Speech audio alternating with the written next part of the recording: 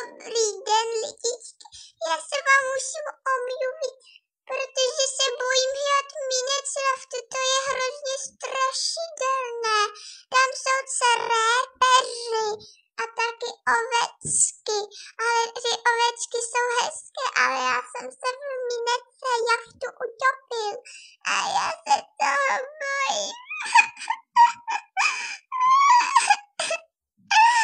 Já se bojím hrát Minecraft.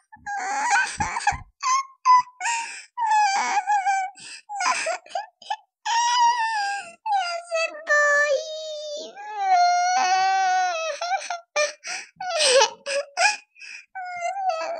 To Minecraft je hrozně těžká a strašidelná hra.